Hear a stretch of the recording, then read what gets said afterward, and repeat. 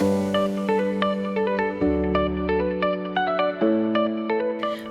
to the Early Years Roundtable, hosted by Realise. I'm Laura Hodges, the Early Years expert. Here I have... I'm Louis Mercieca, Early Years Nutrition Consultant. Hi, I'm Charlotte Roberts. I'm a Director of Operations for Kinderzimmer. Hi, I'm Natalie Bishop, Managing Director for Little Years Nurseries and a SEND consultant. Fab. Thank you so much for joining me today. I'm really looking forward to jumping into some conversation around meaningful mealtimes and rethinking the nutrition and offering that we have for our children, especially with some changes that are coming in September. So I thought we'd get started by talking about what is a meaningful mealtime and how do we create those in our settings. So maybe if I start with Charlotte. Yeah, it covers so many different angles, doesn't it? Because there's the educational piece, there's the nutritional piece, there's our partnerships with parents, there's our team members being really pivotal as part of that experience, but also the environment, the learning environment is exactly the same. So we're really lucky at Kinderzimmer that we have individual bespoke dining rooms in all of our nurseries, and the children have their own ovens which they use to cook. Which is great, and sometimes parents are invited into those, and it's a really nice, positive meal time for the children. So I think there's so many different aspects that goes into it, but it is, although it's food, we still class it as our learning environment, which is really, really important. Role modelling to the children, the team members sitting with the children at meal times, harbouring those really important values that are so important around growing up and understanding how to behave both at the table and using knives and forks or gaining further independent skills. The list goes on, really. So I know it's a really big part of our day, isn't it? And I know when I support nurseries, often it's the pivotal part of the day, like everything revolves around lunch. Yes. And that is maybe another conversation to have, but actually it's massive for mealtime. How do you manage it in your settings? Well, we're quite lucky as well. We have studio spaces in our settings where we can have meal times and take the children away from the main play spaces. But we also acknowledge that some of the children don't like the dining environment, so actually it's having those opportunities and spaces to have a mealtime away with a member of staff by themselves.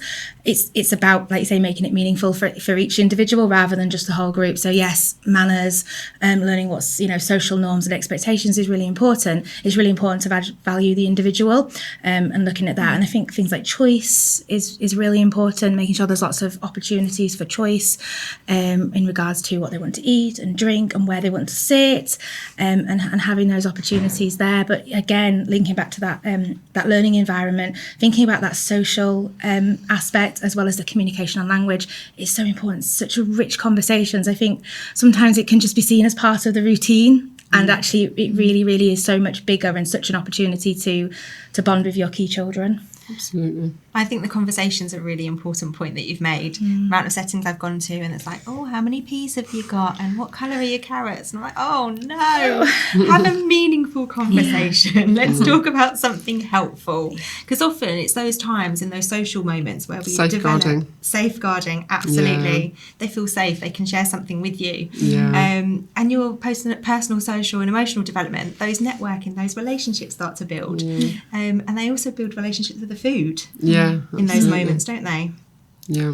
What do you think about that? Yeah, that's a really important point, because I think with food, and I always say that the nursery meal is not just the nursery meal, there's so much more that goes to it. So what we do when we feed children is obviously we're feeding them, so we're biologically filling them up, but we're doing so much more as well. We're nurturing their food, we're helping them with their food language. So what we say and what our face says around the food is helping them to shape, are they going to like this food because they trust our faces? So if we're sort of making a face that's not, I'm not sure they're going to like this, they're going to pick up on that cue, and they're going to say everything we do and say, our face, our body language, our spoken word is all influencing their palate development, their food, what they're able to have, and how they view foods. And if we say certain words like, oh, let's have pudding as a treat, then we're creating all sorts of connections in the brain that are, I know it sounds really awful, but it's not particularly helpful when we do things like that, because children's brains develop such at that time, they're growing so much, and every connection is being formed.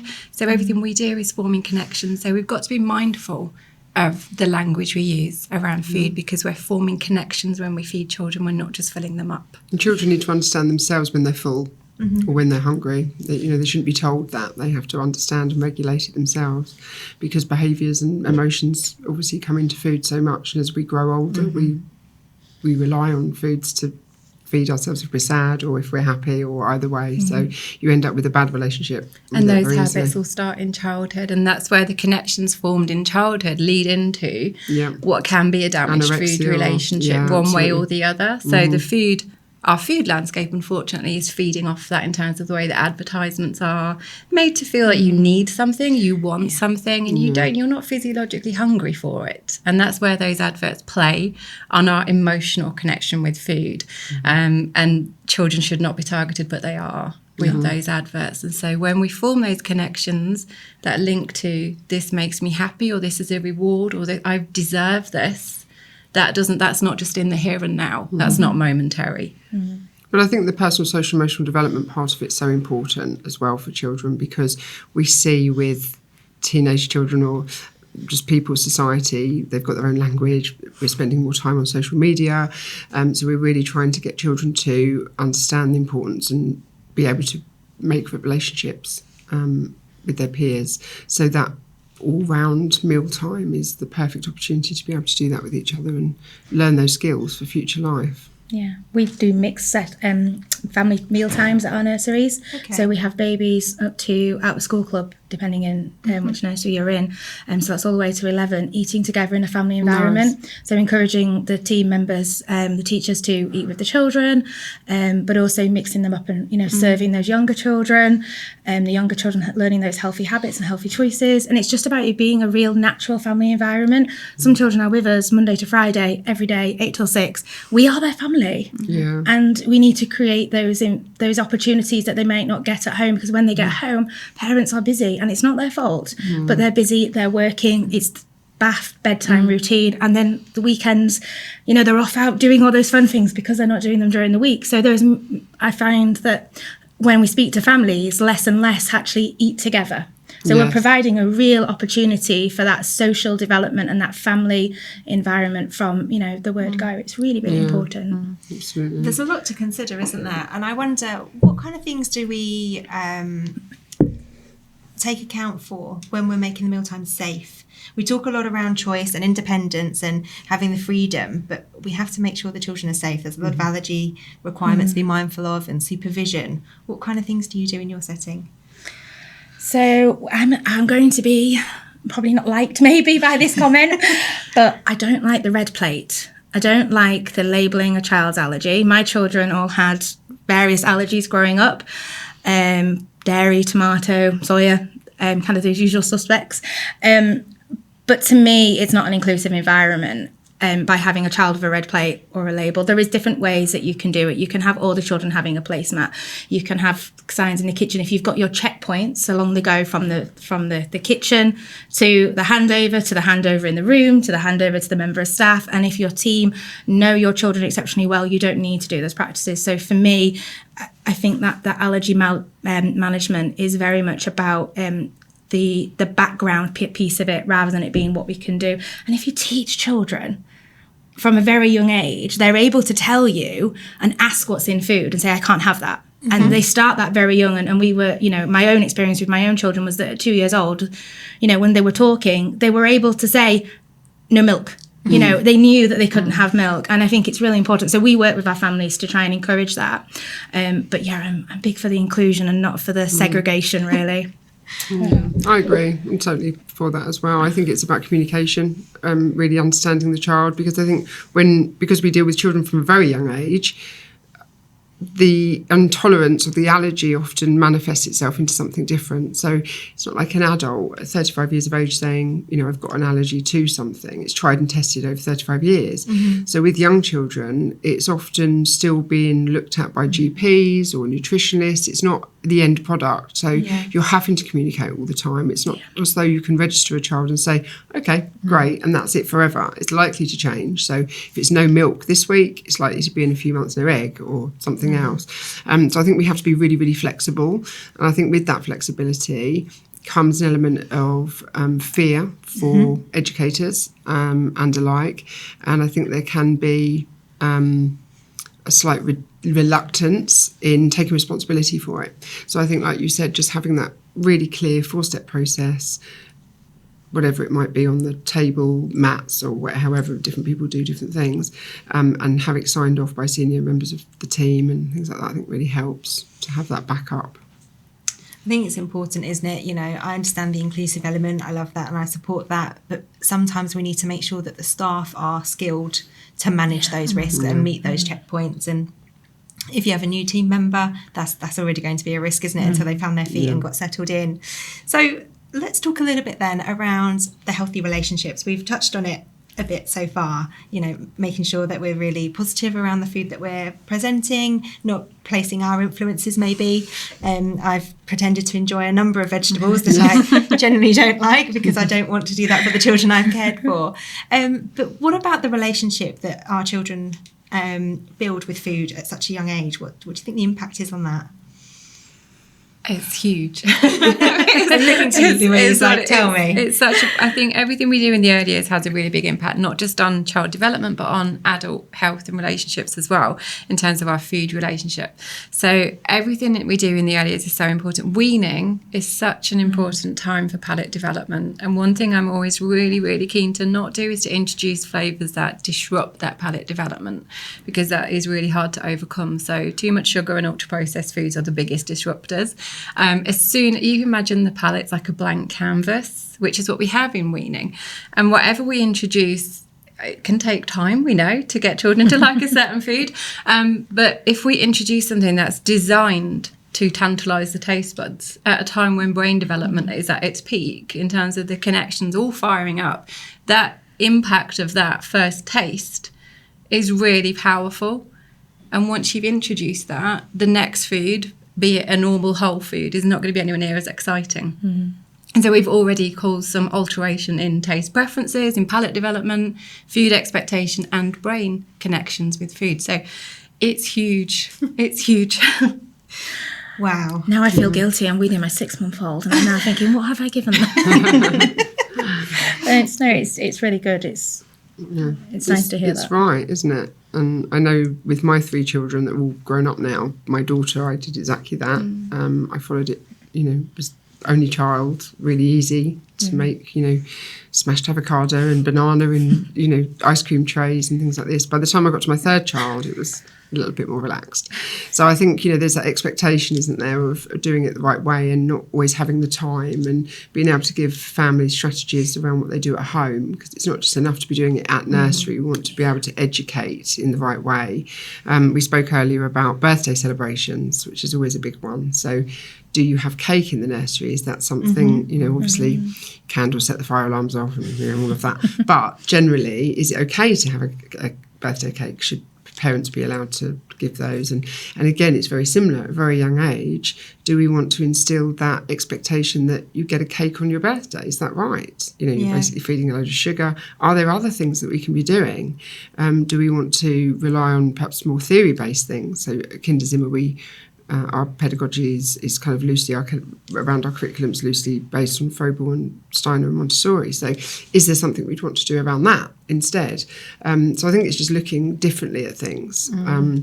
Obviously offering different recipes for parents to take home and educating them. And some of the debate that I had this morning with people was around nurseries that allow packed lunches, which is we don't do that. But it is a big issue given the new regulation that's out.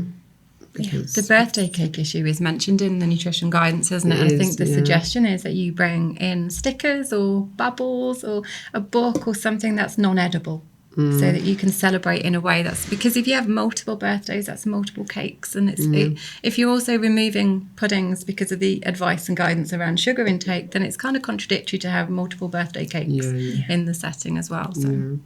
And you do find that those children will have birthdays at the same time because they're in the same age group, yes, right? So, there's always going to be cake on offer at some point. And I think it's interesting to see the changes coming through. One thing that stuck with me from when I was a nursery manager is we were eating all the time. There was always a mealtime at my nursery. Snacks. constantly. And I think it's really good that we've taken some learning and some reflection and thought, actually, do children need to eat this often? Are we giving them the right foods if they do need to eat this often? You know, how can we notice and be present for the cues that children give us to tell us they're hungry or when they're full? You know, that's a really interesting one that I tend to put out to staff. How do we notice children are full or when they're hungry? What kind of things are we teaching them? Because we just want to kind of avoid any pressures around that food. You know, if they don't want to eat, that's okay. The child will never starve. They will find their way of eating when they're ready to do so. And I think you mentioned about different parenting styles. You know, there's no perfect parent. We're not going to get it right all the time. And even at a nursery setting, you won't get it perfect all the time. But how can we create a supportive culture where there is no judgment or pressure or shame around how that mealtime's being managed? So let's talk a little bit more about the changes that are coming up. I'm leaning into Louise here because I know you've got some knowledge around this to share. So which particular area? Wow. There's a lot. There's a lot. Let's talk around the weaning part. There's a piece coming around there. So let's start with that. So one of the biggest changes is terminology with weaning. So where we have guidance around textures and ages, and when people kind of like, this age we do this, and I felt this pressure as a parent as well, and I know that it feels like a pressure. At this age they should be doing this and eating this, at this age they should be doing this and eating this, and these are sort of textures at these ages. But children obviously develop at really different rates, and there could be additional needs in terms of why they're not ready for things at certain times. And to feel like this age, oh, you've missed that now, it feels like you're not doing very well when there's an age group by something. So I think it's a really welcome change that it's very much worded around, very repetitive wording around individual age and stage of development. And I think that's really important. I think we probably do it anyway, subconsciously and child by child, but it's that whole, at 12 months they move to our main menu, and it's that whole kind of like, they just do at that point. And it's, what are they ready to and what are they ready for, and not. So I think that's a really welcome change. In terms of textures, it's obviously a bit more difficult to implement practically, because you're not just saying everybody at this table is having this. You're kind of saying, well, so and so is having this, and so and so. So it's a bit more difficult perhaps to implement in terms of the practicalities, but I think it's a welcome change in terms of children's readiness. And that sort of almost emulates the best of 5, doesn't it? Because that's what that's done. In terms of the ages and stages, it's not as prescriptive. So it's interesting that we're kind of mirroring that. What kind of things have you been doing in preparation for some change coming in September? We already do a lot of that anyway, so we're very individual. We focus during the settling ins around kind of where they're at, what they're doing. We have a variety of families that go from baby-led weaning to MASH and are petrified of giving them anything that's solid, to, you know, babies that go very quick. Some don't have meat, some do. So we've taken a very personalised approach.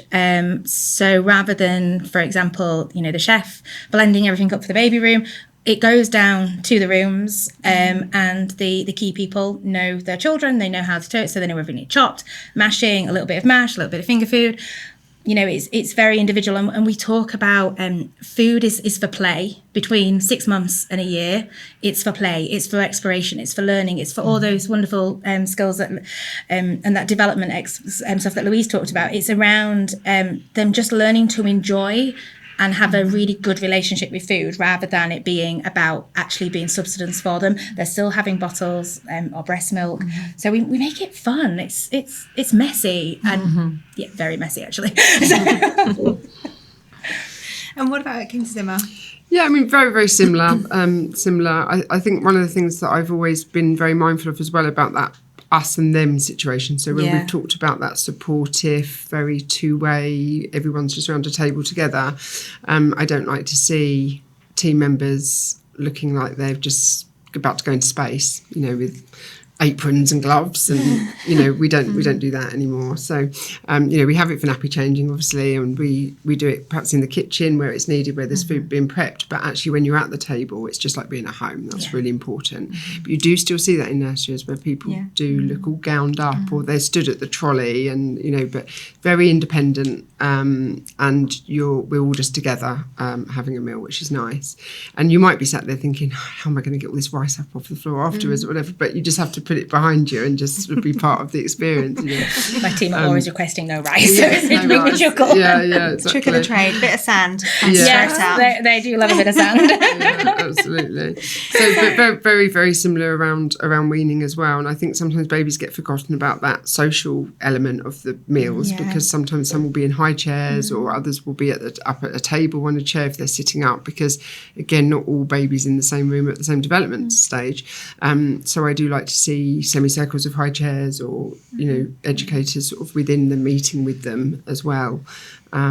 Which I think is really important. And again, some is exploratory, just baby weaning, and some is, adult-led, depending on what the preference is from the parent. So I think what's important is that it really does have to be a home-from-home environment. So you have that communication, and you wouldn't start weaning without the parents obviously say so. And it requires, because of the apps that we have now within the industry, is really good. Pacing around at 4 a.m, thinking, what's my baby eating? Why are they crying all night? They can check, and it's a two-way communication all the time. And they can do that after a weekend as well. And so, we introduce this, and they're a little bit unsettled today, or whatever it might be. So I think that's really nice that you picked up on the PPE, that there's a whole variety, I think, that still happens in many different nurseries for many different reasons. Yeah. But something I'm really passionate about is making sure they're part of that mealtime. Yes. Having a space at the table with those children, not supervising from behind. Yes. Because I think we run the risk of not seeing the children appropriately and missing choking, especially when we're talking about weaning and trying new foods. There's a real big difference between gagging and choking. And actually, if we can't see those children very clearly and be part of that kind of experience, we'll miss an opportunity. Yeah.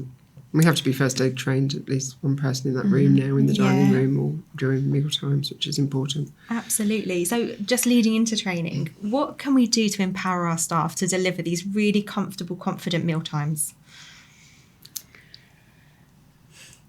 That's a bit of a showstopper. I was expecting somebody to say something. It's a big responsibility, isn't it?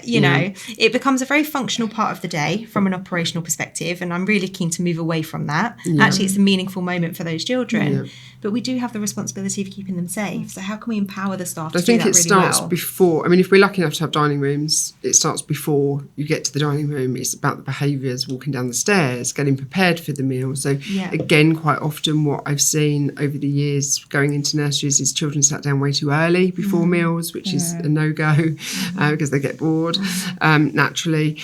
So it goes back before the mealtime actually starts. And I think it's about kind of being a fly on the wall really and looking at learning from what we're doing. We're really good at peer-on-peer reviews and things like that for educational activities. And I think sometimes it's forgotten around mealtime. So actually just to be able to say to each other, how do you think that was today? And actually, we could probably do better than that. Should we try this next time? Or, why do you think that happened that way? Or maybe if we bring this out at a different time. But I don't think we're so good at it with lunchtimes, generally, as we are probably with other times of the day. Yeah. What do you think, Natalie? I think it's about having it embedded in your curriculum. So it's there and your team know and they're comfortable and confident. So if they're confident on their curriculum delivery, then they're going to be confident in that situation. I think it's, we talk directly to the key people and it becomes their children. They know what they're doing. They're their family connection. And you're almost empowering them in that way. So I think that mentoring and coaching in the room is probably one of the biggest things. We can sit down and we can do the training on, food and the importance and perhaps even around choking and things like that. And although it can kind of be impactful, I do think it's that in the moment, it's that picking up, oh, that's fantastic. I love the way you're interacting at lunchtime, fabulous remembering about, the changes in your little one's dietary requirements, and I think that's so powerful because it is, I think we're at a time where our early years, team teachers they're not feeling empowered. They're feeling, not valued by a variety of different reasons, not necessarily because of the settings that they work in, but it is a hard job and you're not looked upon in the same way as perhaps other professions.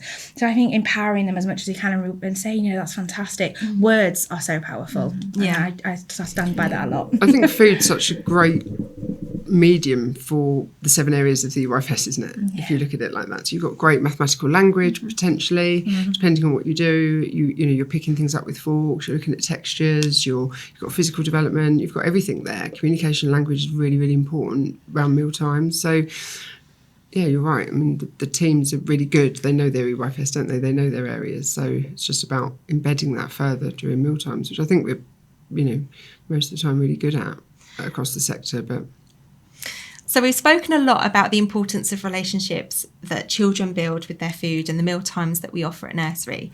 I thought it'd be interesting to explore the relationships our staff have with food and how maybe sometimes we might use it as reward.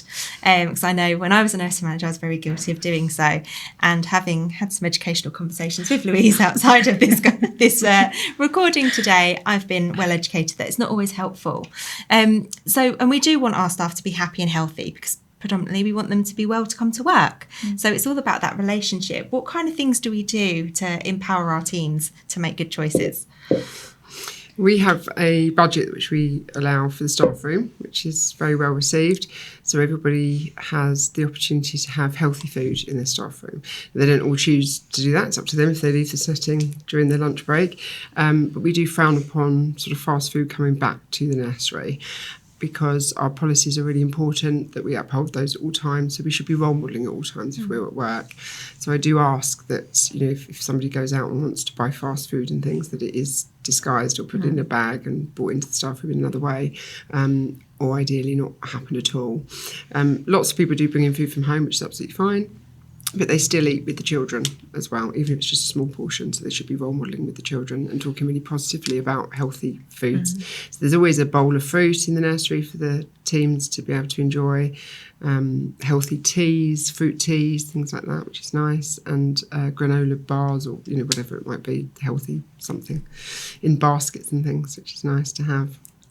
Very nice, because I think when we're talking about different meal times, we instantly think about the children, but actually the staff meal time at midday is a moment for them to reset, isn't it? And kind of get going again. What kind of things do you do with your nurseries? Very similar. We have budgets for the staff room. I must admit, they probably do preference chocolate more than they should.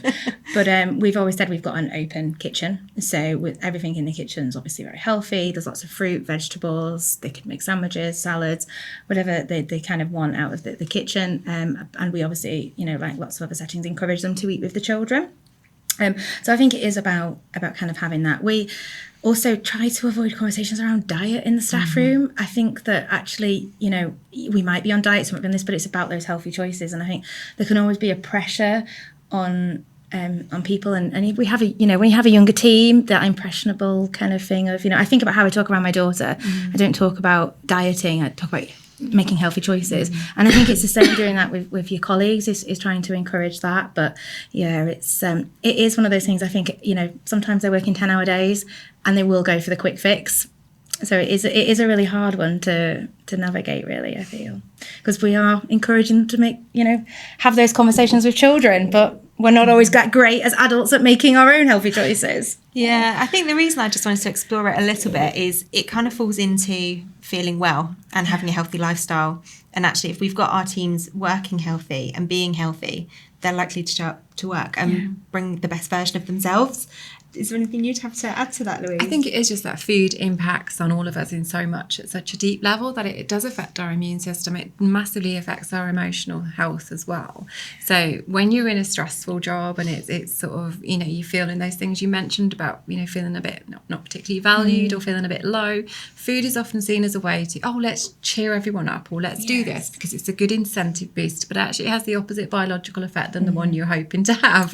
So you end up feeling worse from it. So it's about that understanding of how do we support physical and mental health for our staff, for our teams. How do we what foods? And I always suggest the opposite of the wellbeing table that we were discussing, in terms of how do we support with the foods that naturally boost moods and endorphins and create serotonin and all those things that the staff then biologically are feeling the way we want them to, even if it's not the food they would have chosen, you know, given the choice. But the impact will be greater than it would be if we were to give them all a donut.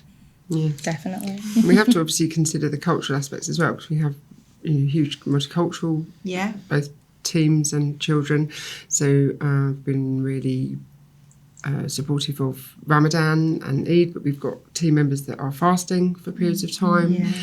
So again, when Eid comes around and they're having lots of food, again, it's a celebration. But again, it can still be healthy and they can still be making the right choices around that. So it's important. Wow, it sounds like we've had some great meal times. We've got some good initiatives for our staff. So I just want to say thank you so much for joining me today. It's been a Thank you for pleasure. having us. Thank you. Thank you.